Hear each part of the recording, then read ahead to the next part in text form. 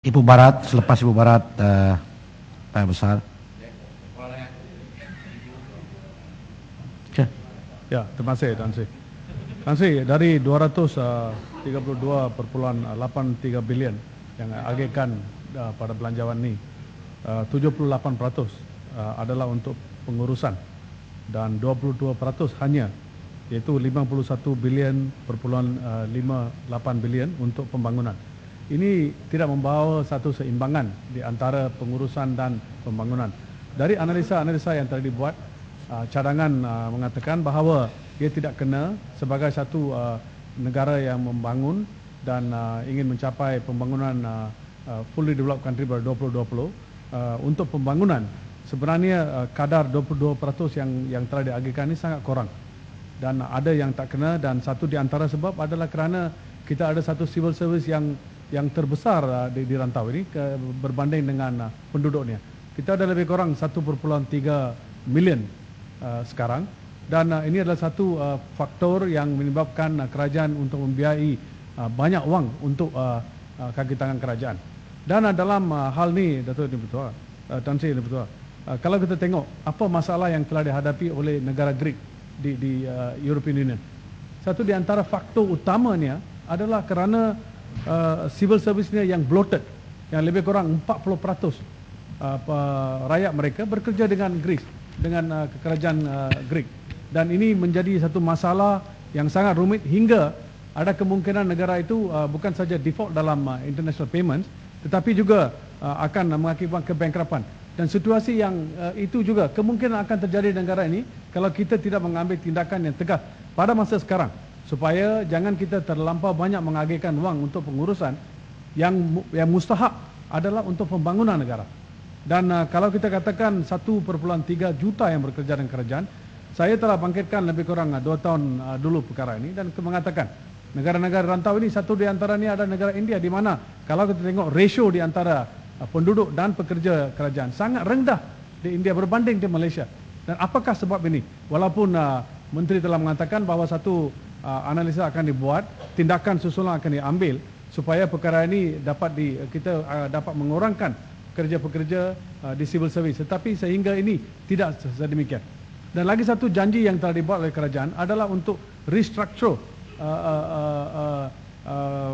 kauman di civil service. Sekarang kita ada situasi di mana setahun dulu, Tan Sri Betul, satu soalan di mana jawapan tadi diberi, mengatakan bahawa peningkatan masyarakat China dan India akan diberi keutamaan. Tetapi sehingga ini, kalau kita tengok angka dan total yang telah diambil, tidak ada beza. Dan tidak ada inisiatif atau kepastian atau kebenaran atau keikhlasan oleh kerajaan untuk meningkatkan untuk peranan dan permainan pihak-pihak yang bukan non-Malays dalam civil service. Dalam hal ini, kenapa kerajaan sangat melambat-lambatkan perkara ini? Dan kedua, saya nak tahu macam mana, apakah inisiatif atau strategi yang sedia ada untuk mengurangkan total dalam civil service di negara ini. Datuk Tan Sri Betul. Selain dari itu, baru-baru ini bila mengumumkan di bajet, kerajaan telah mengatakan, Perdana Menteri telah mengatakan bahawa 100 million akan diagihkan kepada sekolah Cina dan 100 million kepada sekolah Tamil. Ini sangat besar tertulis di surat khabar, surat khabar Cina, surat khabar Tamil dan sebagainya. Tapi kalau kita tengok dalam masalah yang betul yang dihadapi oleh kedua-dua vernacular sekolah ini, masalah ini bukan masalah yang baru. Dalam 50-60 tahun ini, kerumitan yang dihadapi oleh anak-anak kita yang belajar di sekolah-sekolah tersebut sangat serius. Ada banyak sekolah-sekolah Tamil di mana bangku-bangku sekolah pecah atau tidak boleh masih digunakan. Tidak cukup meja, masih digunakan. Dan perkara ini sangat rumit dan tidak ada tindakan yang tegas. Kalau kita tengok amount yang telah diagihkan untuk 1,290 sekolah-sekolah Cina, hanya 100 million, bermakna lebih kurang, kalau spread out, lebih kurang 80,000 sahaja, Tan Sri Betul. Adakah ini satu angka yang praktikal, yang cukup untuk sekolah-sekolah Cina? Walaupun saya difahamkan di lebih dari dekat 600 lebih anak-anak kita yang belajar di sekolah Cina, bukan semuanya 100% ini anak-anak Cina, lebih dari 20% adalah dari bukan Cina, menunjukkan bahawa ada kesadaran dan juga ada anak-anak kita yang ingin melanjutkan pelajaran di sekolah-sekolah Cina, kerana kita semua tahu sekolah Cina adalah satu sekolah yang di antara sekolah-sekolah di negara ini yang terbaik sekali, yang mengeluarkan murid-murid bukan saja baik, tetapi kalau dia menggunakan ramai di antara yang tertarik ke Singapura dan negara-negara lain kerana mereka mendapat mencapai satu peningkatan, satu results yang sangat baik. Berbanding dengan sekolah Tamil, 523 sekolah Tamil.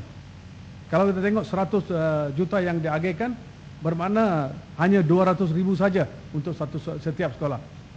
Dan adakah ini, macam mana saya nak tanya, macam mana kerajaan dapat angka-angka ini? Iaitu sekolah-sekolah Cina kita cukup untuk 100 juta, sekolah-sekolah Tamil kita cukup 100 juta, dan adakah ini akan menyelesaikan semua masalah fizikal, masalah yang sangat rumit di sekolah-sekolah ini? Datuk Yang Dipertua, Tan Sri Yang Dipertua, kalau kita tengok pada kebelakangan ini, dalam satu dekad ini, kita tengok bahawa peningkatan pelajar-pelajar di sekolah Cina dan sekolah Tamil sangat tinggi. Kenapa? Kerana ada ramai di antara ibu bapa yang ingat dan berasa bahawa mereka nak memastikan anak-anak mereka mendapat pelajaran dalam bahasa ibunda. Itu bukan satu perkara yang unik, itu di seluruh dunia ini adalah satu perkara yang biasa. Tetapi yang mustahak adalah ini. Walaupun kita ada satu situasi di sekolah-sekolah Tamil, mula-mula dimulakan pada, kalau kita tengok pada tahun 57, kita ada 888 sekolah-sekolah Tamil. Sekarang kita hanya ada 523 sekolah Tamil. Dari 888 sekolah, Datuk Tan Sri Yang Dipertua, sekolah-sekolah ini kebanyakannya adalah di estate-estate dan di dua bandar. Dan masa itu ramai di antara ibu bapa masyarakat India sedang bertinggal di tempat-tempat tersebut. Tetapi situasi itu telah berubah. Sekarang di mana lebih dari 80% masyarakat India tinggal di pekan. Tetapi sekolah-sekolah Tamil masih lebih dari 80% adalah di estate-estate dan di luar bandar. Dan di sekolah-sekolah Tamil yang ada di bandar-bandar, semuanya over capacity. Satu di antaranya adalah macam sekolah Simpang 5 Tamil School di Klang. Ada lebih dari 2,500 pelajar. Tak cukup tempat, tak cukup classroom. Dan walaupun kerajaan negeri Selangor telah mengagihkan satu tempat 2,5 ekar di Taman Sentosa untuk pembangunan satu sekolah Tamil yang baru, kerajaan persekutuan enggan membuat sedemikian. Walaupun ramai di antara penduduk di sana di Taman Sentosa, lebih kurang 70% adalah dari masyarakat India yang ingin mengantar anak-anak mereka untuk melanjutkan pelajaran ke sekolah Tamil, tetapi tidak ada tempat untuk mereka melanjutkan pelajaran. Ini adalah satu, saya rasa, diskriminasi oleh kerajaan yang perlu. Jangan kita cakap kita mengagihkan wang sahaja, kerana ini semua ada dibuat bukan sesuatu yang unik dan betul. Kerana semua selepas tahun 2008. Lepas pilihan raya 2008, kerajaan Barisan Nasional tahu bahawa mereka perlu mendapat sokongan dari, lebih-lebih lagi sokongan dari masyarakat Cina dan India untuk mereka menangi pilihan raya yang akan datang. Jadi ini adalah satu di antara cara dan memberi 100 juta, memberi macam-macam kemudahan. Tetapi itu tidak ada makna kalau kita tengok situasi yang dibawa on the ground. Dan kalau kita tengok Tan Sri Yang Dipertua di negeri Perak, di kawasan saya sendiri, ada ke satu sekolah Cina di Bercam, sekolah Cina yang terbesar di negeri Perak. Lebih dari 2,650 pelajar sedang belajar di tempat tersebut. Hanya ada 38 classroom, dan ini telah banyak kali permintaan telah dibuat. Sebelum pilihan raya 2008, kerajaan telah mengatakan bahawa tidak ada tempat untuk membina satu sekolah Cina yang baru di Bercam. Walaupun Bercam ada lebih kurang 200,000 orang, ramai di antara adalah dari masyarakat Cina yang ingin mengantar anak mereka ke sekolah Cina. Tetapi Tan Sri Yang Dipertua, oleh kerana kerajaan ada polisi-polisi yang tertentu, di mana satu di antaranya adalah saya percaya bahawa kerajaan Barisan Nasional tidak ingin membina apa-apa sekolah Tamil atau sekolah Cina yang baru. Itu adalah satu perkara yang saya rasa adalah tidak baik. Sebenarnya kita perlu ada satu proaktif policy supaya bukan saja sekolah-sekolah kebangsaan diperlukan, bukan saja sekolah-sekolah kebangsaan diperlukan di seluruh negara, sekolah-sekolah baru diperlukan, tetapi juga pada masa yang sama setimpal kita perlukan sekolah-sekolah Cina dan sekolah-sekolah Tamil. Dan di antaranya satu sekolah adalah di Bercam, di Ipoh. Sekolah bukan sekolah hanya sekolah rendah, tetapi sekolah jenis kebangsaan tinggi, secondary school. Dan di Bercam, bila kerajaan mengatakan, di Bercam Ipoh, bila kerajaan kata tidak ada tanah, kami telah investigate perkara ini dan kita dapat tahu bahawa ada seluas tanah bidang lebih kurang 6 ekar yang telah di reserve lebih kurang 10 tahun dulu tempat itu untuk pembinaan sekolah. Tetapi hingga sekarang, walaupun tanah itu adalah tanah yang tidak ada apa-apa sekolah dibina, tetapi kerajaan enggan membina. Boleh saya tanya kepada kerajaan, jika kerajaan tidak ingin membina apa-apa sekolah di tempat tersebut, adakah kerajaan rela untuk memberi lesen kepada pihak swasta atau kepada saya sendiri? Kita boleh mendapat sumbangan wang dari masyarakat untuk membina satu sekolah Cina secondary di tempat tersebut. Dan kalau kita tengok di mana sekolah baru, sekolah lama Cina di Bercam, dan saya betul. Di sekolah tersebut, bila kita membawa perkara ini kepada di kalangan orang ramai, membuat tekanan kepada kerajaan, sebelum 2008 kerajaan telah mengagihkan berjuta-juta ringgit untuk membina lebih satu blok di sekolah yang sedia ada. Saya rasa itu adalah satu tindakan polisi yang tidak baik, kerana tempat di mana sekolah baru itu dibina, satu blok yang dibina, ialah di atas tempat permainan bola sepak. Sekarang tidak ada lagi, tidak ada tempat untuk bermain volleyball, basketball, kerana semua itu telah diambil alih untuk membina satu sekolah new block. Tetapi kita ada tempat yang lebih dari 2 km dari sekolah yang sedia ada, di mana ada ruangan 6 ekar. Kenapa kerajaan enggan membina tersebut, membina satu sekolah yang baru?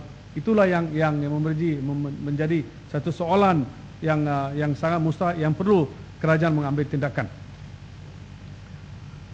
Tuan Sri Ketua, saya agihkan kepada perkara masalah pekerja. Hari Khamis dulu, Tuan Sri Ketua, kita Dewan telah meluluskan satu akta pekerja. Sekarang, semalam MTUC telah mengumumkan bahawa piket-piket akan diadakan di seluruh negara mula dari bulan November. Kenapa ini terjadi? Walaupun Menteri telah mengatakan ada beberapa sesi dialog dengan MTUC, dengan union ini yang sedia ada, tetapi kerajaan hanya ambil pandangan yang diberi oleh NUPW mengenai kontrak for labor, kontrak for service dan sebagainya. Dan ini sangat ditentang oleh MTUC dan di kalangan ahli parlimen di sini pun yang sangat memberi bantahan kepada rang undang-undang tersebut. Tetapi Tan Sri betul, kalau kita tengok dalam belanjawan, dengan apa yang diumumkan oleh Perdana Menteri untuk semua kalangan masyarakat, orang-orang yang mendapat pendapatan kurang dari RM3,000 diberi beberapa ganjaran dan sebagainya. Tetapi untuk pekerja-pekerja, khususnya untuk pekerja-pekerja, apa yang telah dinyatakan atau insentif-insentif atau yang telah diberi oleh kerajaan, tidak ada, Tan Sri betul. Ini adalah satu bajet yang kosong kepada pekerja. Nah, mereka adalah nadi dan dalam pembangunan negara ini. Lebih 11 juta berada. Sebagai seorang CEO, Perdana Menteri, bukankah kewajipan beliau untuk memberi pandangan atau syur-syur yang tertentu? Walaupun kerajaan telah mengatakan kepada untuk civil service, bonus, kenaikan gaji dan sebagainya. Tetapi untuk swasta, tidak ada apa-apa galakan diberi. Satu di antara faktor masalah yang terbesar di negara ini adalah kenaikan harga barang. Dan kebelakangan ini kalau kita tengok, satu dekad, lebih kurang kenaikan barang, harga barang adalah lebih kurang di lingkungan di antara 3.5% ke 4.5% inflation. Tetapi pada masa yang sama, kenaikan gaji dalam satu dekad ini tak sampai 2.2%. Ini diakui dari analisis yang telah dibuat, bermakna purchasing power untuk pekerja-pekerja telah turun. Dan sebenarnya yang patut dibuat oleh kerajaan adalah untuk memberi sekurang-kurangnya galakan atau mensyorkan supaya COLA atau satu payment untuk mengatasi masalah pekerja-pekerja di negara ini patut diumumkan oleh kerajaan. Kenapa ini telah diabaikan? Dan perkara yang kedua, galakan seperti membayar bonus dan sebagainya. Bukankah ini satu yang akan diurah-urahkan oleh seorang CEO, seorang Perdana Menteri di mana-mana negara? Tidak ada apa-apa dinyatakan untuk pekerja-pekerja di negara ini. Dan yang sangat menduka citakan kita adalah tidak ada apa-apa galakan untuk swasta, private sector, untuk review salary, untuk gaji baru patut diberi galakan untuk meningkatkan gaji baru, gaji yang sedia ada dan sebagainya. Tidak ada. Dan lagi teruk, betul. Walaupun Pakatan Rakyat berani dalam Common Manifesto nya sangat dalam belanjawan, kami telah dengan tegas telah memberitahu bahawa gaji minima adalah 1,100. Kita tidak ada apa-apa bayangan mengenai pengimplementasikan perkara itu. We stand and fall by it. We are ready, we are to face the challenges, betul. Tetapi satu kerajaan. Apa kerajaan ini? Lebih 6 bulan dulu di seluruh negara diberitahu, oh kita ada satu akta gaji minima. Apa itu gaji minima? Berapa kuantum dia? Perlu pergi cari dalam buku. Tanya menteri tak boleh bagi tahu. Jemaah menteri tak boleh bagi tahu. Perdana Menteri tidak tahu. Perdana ahli parlimen Barisan Nasional tak faham kan? Kita ada satu akta. Tapi realisticness tidak ada. Satu komitmen untuk pekerja-pekerja tidak ada. Dan itu adalah satu kekurangan, satu kecacatan yang sangat serius. Kan sini betul. Para belanjawan ini sepatutnya Perdana Menteri patut mengambil inisiatif dan patut memberitahu kepada seluruh negara bahawa sekurang-kurangnya kalau Pakatan Rakyat berani mengatakan sedemikian kuantumnya, saya pun sedia. Walaupun banyak di antara belanjawan, kalau kita tengok perkara-perkara mereka yang kata yang akan dilaksanakan adalah satu tiruan dari kami. Tapi itu tak apa. Yang ni yang mustahak untuk pekerja-pekerja, kenapa tidak meniru atau katakan ia boleh diguna pakai. Saya rasa itu adalah satu opportunity loss, a golden opportunity dalam sifat yang betul. Saya rasa saya harap semasa menjawab menteri berkenaan akan memberi satu aku janji bahawa gaji minima akan diumumkan, bahawa semua pekerja-pekerja di negara kita tidak akan menghadapi masalah di mana bayaran gaji untuk pekerja-pekerja asing lebih tinggi dengan berbanding dengan pekerja-pekerja dalaman negeri. Dan satu di antara faktor kalau tengok basic principle of collective bargaining position adalah kerana pekerja-pekerja dia collective bargaining dia sangat kurang. Bargaining power untuk pekerja-pekerja sangat kurang. Dan tidak ada apa-apa rang undang-undang yang diberitahu oleh Perdana Menteri yang akan disemak, yang akan dibarui. Di antaranya adalah berkaitan dengan pekerja-pekerja untuk menubuhkan, untuk memberi galakan untuk penubuhan lebih trade union, untuk memberi galakan perlindungan kepada pekerja-pekerja. Tidak ada. Untuk SOXO meningkatkan, saya rasa saya difahamkan pension mereka tidak dinaikkan bertahun-tahun. Kuantumnya pun tidak dinaikkan. Kerap kali kita tengok SOXO menjadi satu barrier, satu perkara yang menyusahkan pekerja. Bukan menyenangkan atau no easy flow. Kalau seseorang meminta walaupun layak atau merangkumi di dalam jadual-jadual tertentu, undang-undang yang tertentu, mereka ada hak untuk mendapat SOXO make it difficult for them, menyusahkan mereka. Kalau mereka dapat SOXO pada tier yang pertama, mereka merayu kepada pihak atasan. The whole process is to frustrate. Apakah guna SOXO? They are not in business. Mereka patut menolong pekerja-pekerja. That is asas. Mereka telah lupakan. Mereka berfungsi seperti satu badan swasta yang the benchmark adalah untuk meningkatkan pendapatan mereka atau meningkatkan profit mereka. Dan ini saya rasa itu mindset patut ditukar. Kalau tidak, tukar CEO SOXO. Kalau mereka tidak tahu apakah asas mereka ditubuhkan. Dan jangan kita lupa, dan saya betul, ada ramai, ada banyak menteri di negara ini. Ya, menteri. Boleh. Muhammad. Ya. Terima kasih. Saya Tuan Ketua, saya suka menyentuh apa yang disebut oleh Yang Berhormat tadi, kan SOXO ni. Di negeri saya, di kawasan saya memang tak ada masalah kerana negeri kecil, hubungan kita dengan SOXO baik. Cuma satu saja, tiap seorang yang telah menyumbang melalui syarikatnya kepada SOXO selama tidak lebih dan tidak kurang dari 24 bulan semasa dia bekerja dalam hayat dia, kemudian lepas 24 bulan tu dia tidak lagi bekerja dan tidak lagi menyumbang, mungkin dia buat perniagaan sendiri. Selepas itu dia menjangkau sebelum umur 55, dia jatuh sakit dan tidak dapat bekerja, dia layak mendapat mendapat pension SOXO. Tetapi ini tidak diketahui umum. Ini yang saya nak cadang kepada Yang Berhormat. Sama ada Yang Berhormat bersetuju supaya ini perlu dihebahkan seluruh negara. Mungkin kebanyakan banyak daripada wakil rakyat kita di sini di Parlimen pun tidak tahu tentang kebolehan dan hak mereka untuk mendapat. Terima kasih, Pak Ramazan. Saya lagi ingat Tan Sri betul bila saya menjadi seorang anggota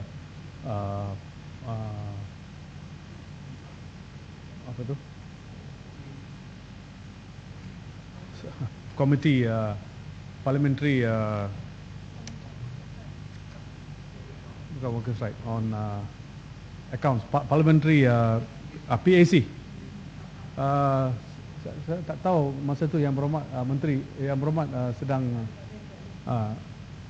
CEO SOXO dah datang. Saya dah syorkan kepada dia kerana di kawasan saya ada satu di antara kawasan terbesar yang membuat asbestos. Dan mereka tidak tahu mereka ada kanser. Sehingga sudah retire 56 tahun, 57 tahun baru rasa mereka ada kanser. Saya dah kata SOXO patut tulis satu surat kepada mereka, hubungi mereka bila mereka capai 55 umur, hantar mereka ke satu peperiksaan doktor supaya dapat mengesahan. Kerana ramai di antara mereka lepas 2-3 tahun di occupational hazard di UK dan sebagainya, perkara yang beza. Kerana doktor-doktor akan mengesahkan, cancer is not instantaneous. Itu ada satu perkara yang berlarutan 3-4 tahun sebelum itu. Bila semasa you kerja, ramai di antara Tan Sri betul, pekerja-pekerja dari golongan pendapatan rendah. Mereka tidak tahu hak-hak mereka. Dan bukankah SOXO ditubuhkan untuk menolong pekerja-pekerja macam ini? Bukankah asas itu ni, seperti yang dikatakan oleh kawan saya, itu saya setuju.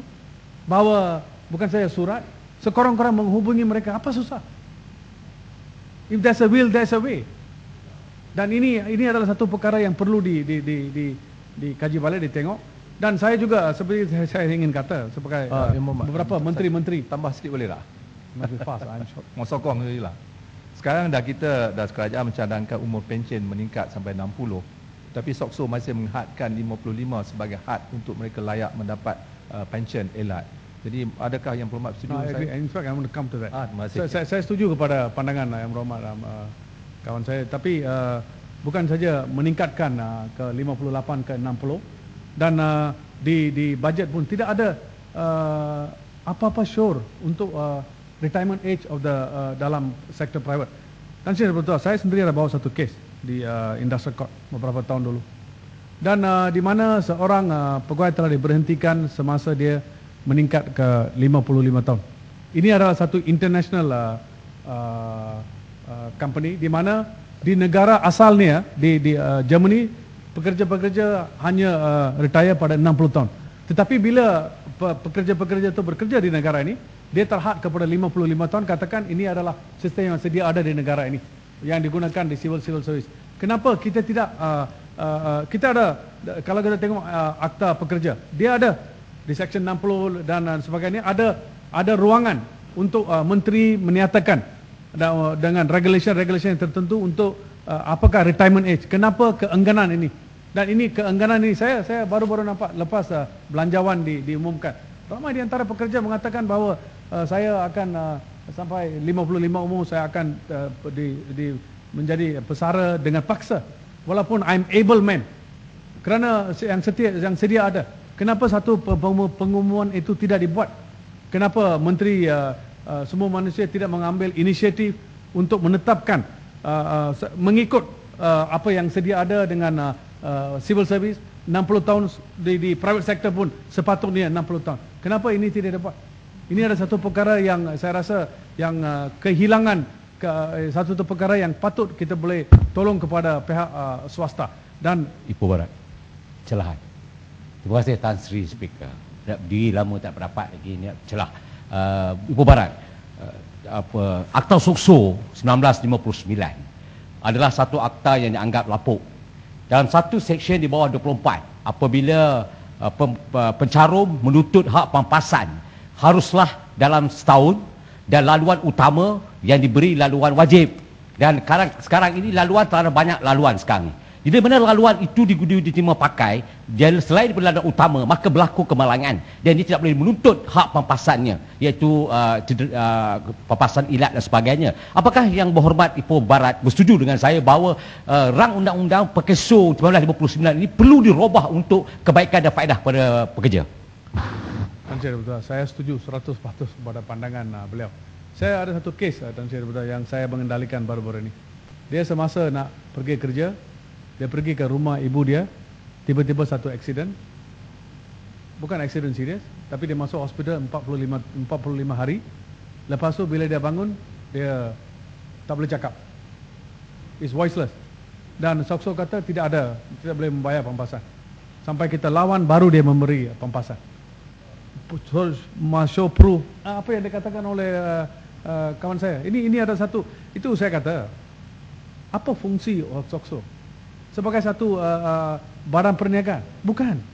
Asasnya adalah untuk menolong pekerja-pekerja. That is the basis. Asalkan tidak ada penipuan. That is the basis. That's the benchmark. Yang tu kita tidak membuatnya. Itu yang tidak dibuat oleh kementerian. Itu yang perlu ambil tindakan yang susulan mengenai perkara itu. Dan saya betul, saya alih kepada satu policy perkara. Perkara ini adalah ada beberapa menteri ini. Menteri macam Menteri Semua Manusia. Dia menteri untuk pekerja-pekerja. Tapi itu tidak benar lah. Menteri untuk transport. Dia menteri, tetapi dia bukan in charge on transport. Ini semua autocrat. Orang kata di luar Tan Sri betul, semua tipu menteri. They're not holding real portfolio. Kalau kita tengok Menteri Semua Manusia, Tan Sri betul, perkara yang sangat mustahak di antara Sokso, Labour Office dan sebagainya yang di bawah kementerian. Satu di antara departmen yang sangat mustahak di negara ini yang patut dibawa Kementerian Semua Manusia adalah EPF. EPF di bawah Perdana Menteri. Dan Ministry of Transport yang kawan saya Kota Tinggi, dia bebas. Dia menjaga land transport. Dia bukan di bawah Ministry of Transport. Tapi kalau mana-mana luar negara, mana-mana negara pun bukan sedemikian. Tapi ini kita semua tahu lah, Tan Sri betul. Ini kerana satu MIC, satu MCA itu. MIC and MCA ineffective. Kementerian mereka, that is why mereka memegang satu jawatan menteri, tetapi sebenarnya dalam kita tengok ke dalam-dalam, they are not really ministers of the minister, they are saying so. Ministry they are saying so. Dan ini saya rasa satu policy decision perlu diambil. Kalau Menteri Semua Manusia, dia patut mengendalikan perkara-perkara berkaitan dengan KWSP. Patut departmen itu patut di bawahnya. Dan Menteri Pengangkutan, bas bukan di bawah dia, taksi bukan di bawah dia, land transport di bawah Kota Tinggi. Apa ni? Tak faham ke? Atau dia UMNO ni bully MIC dan MCA punya position? Itu yang saya rasa lah. Kalau kita tengok buku-buku yang telah ditulis dan Sri betul, ada ramai banyak dikatakan bila datang ke MIC dan MCA, they ineffective ministers. Ini satu di antaranya. Saya rasa, saya harap, saya sendiri ada kata dengan menteri-menteri berkenaan. Bukan ini luar biasa. Dia kata, what can I do, Kula? What can I do? This one, all UMNO brothers decide. We just follow lah. Ini terus. Ini bukan kali pertama, ini bukan menteri yang pertama saya kata, 5 tahun dulu, 10 tahun dulu pun saya kata. Tan Sri betul, saya alih ke perkara yang lain. Ini mengenai baru-baru dikatakan Malaysia menjadi satu hub bukan untuk international business, tetapi untuk membawa binatang-binatang atau animal husk, elephant husk dan sebagainya menjadi trade center di seluruh di kawasan di rantau ini. Baru-baru ini lebih dari 1,500 gajah yang khas ditemui di sini, dan saya difahamkan kalau sesiapa yang nak makan spesies binatang-binatang yang luar biasa, you can get it in Malaysia, you cannot get any part of the world. Dan apakah tindakan yang sedang diambil supaya kawal silir dibuat supaya jangan kita membenarkan Malaysia menjadi satu hub dan merosakkan nama negara kita.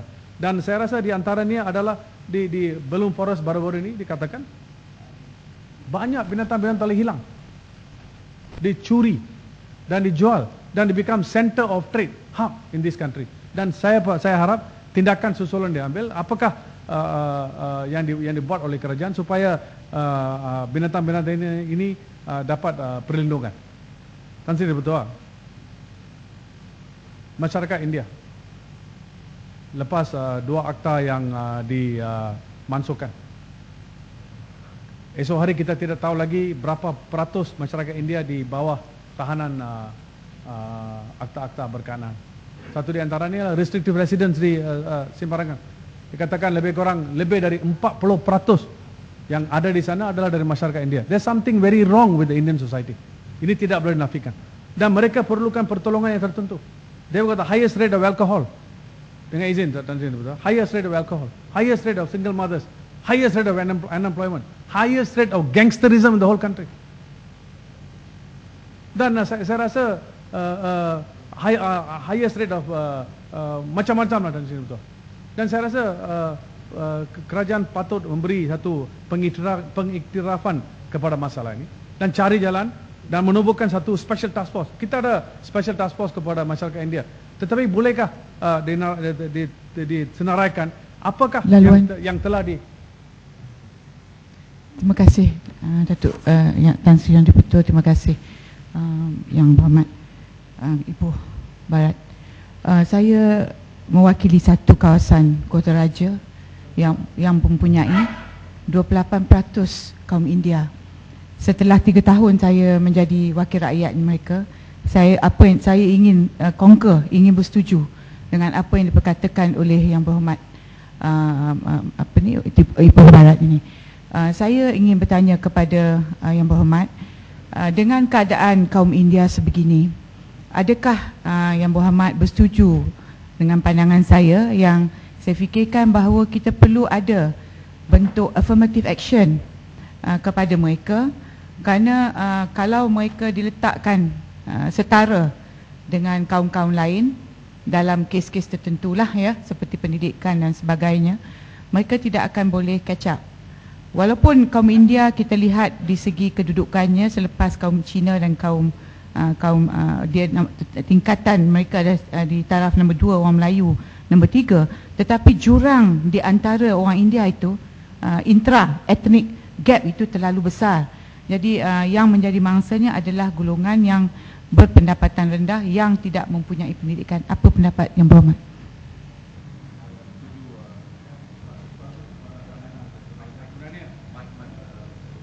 Saya setuju 100% kepada pandangan. 2-3 minit lagi Yang Berhormat.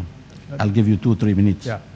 Ini adalah perkara yang saya pun ada memberitahu banyak kali di Parlimen bahawa affirmative action, a special class, a special unit need to be set up to address this problem. Something is very chronic, something is very wrong with the Indian community. Dan ini satu perkara yang bukan tidak diketahui oleh kerajaan. Saya harap tindakan bukan saja setakat memberi pertolongan kewangan, itu saja tak cukup. Like seperti yang dikatakan, we need some form of affirmative action.